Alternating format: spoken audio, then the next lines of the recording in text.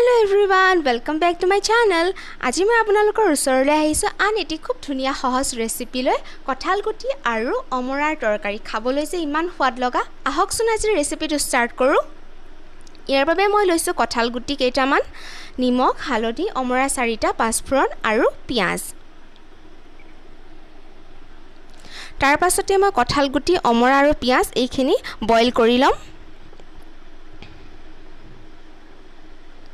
Boil কৰি ললো মই ইতিমধ্যে। তাৰ পাছতে মই এখন কেৰাহী তেল গৰম হ'বলৈ দিম আৰু তাত পাঁচফোৰণখিনি দি দিম। তাৰ পাছতে মই ইয়াত যোগ কৰিম বইল কৰি লোৱা গোটেইখিনি কঁঠাল গুটি।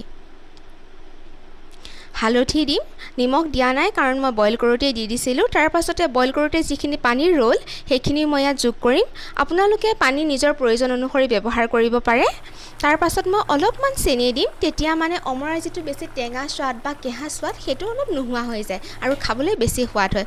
তাৰ পাছত আপোনালোকে এটা উতল অহালৈ অপেক্ষা কৰিলেই হ'ব।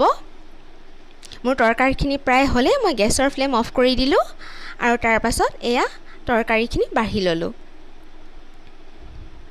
এয়া মোৰ তৰকাৰী প্ৰায় হৈ উঠিলে। কেনেকুৱা লাগিলে বাৰু? যদি ভিডিঅ'টো চাই ভাল পালে তেনেহ'লে লাইক কৰিব, কমেণ্ট কৰিব আৰু লগতে মোৰ চেনেলটো ছাবস্ক্ৰাইব কৰিব কিন্তু।